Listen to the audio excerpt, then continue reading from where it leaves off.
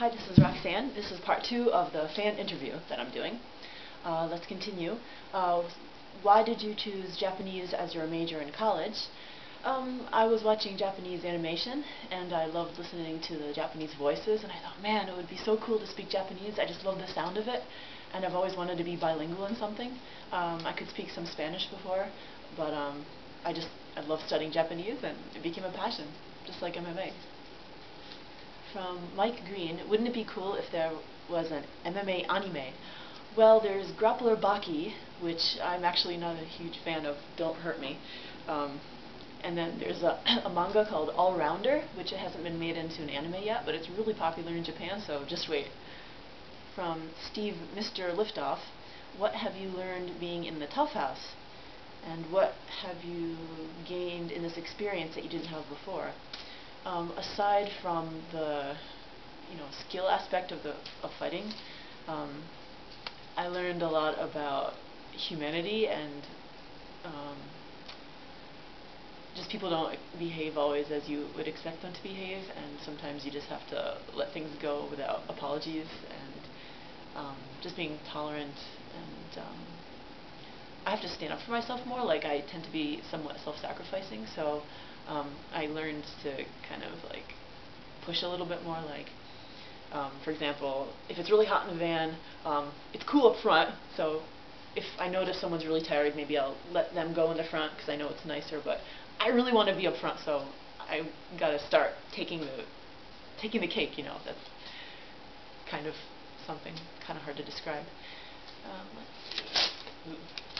From Alfonso Berry, do you speak any other languages besides English and Japanese?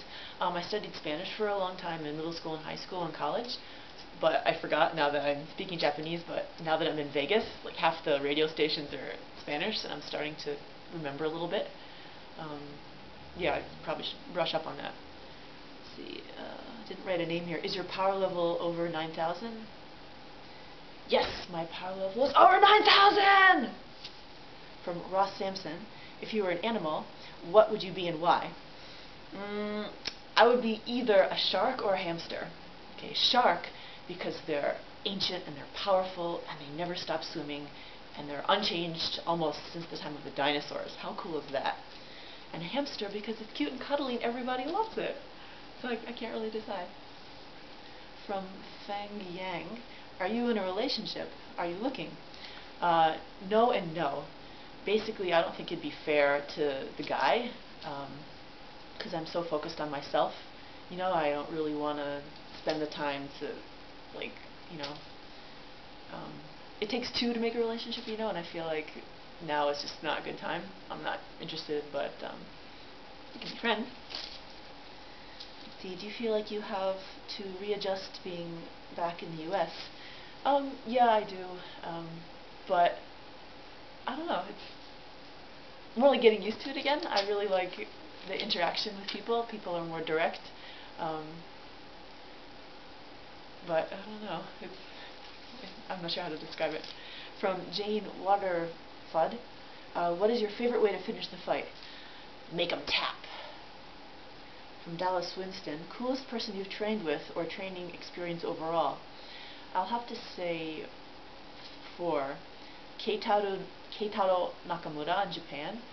When I trained at Keishukai, he's really cool, really funny guy, and he taught me lots about the back mount and choking, and it was just really cool to train with. Also, Kyuma Kunioku, he trained me for a few years, private lessons, and I just really got motivated to work on striking. Also, John Wood at Syndicate, my new gym. Really awesome, really good at explaining things so I can understand. Very detailed, it's what I need. And Heather also at Syndicate, my new best friend Heather Clark. And Ricky Lindell from the Tough House, who's just the way he explains stuff, I just got it. And we just had really good communication, so I really enjoyed training with them.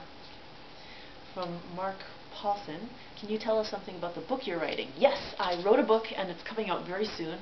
It's a mini autobiography about the 1-year period I spent in Japan as an exchange student.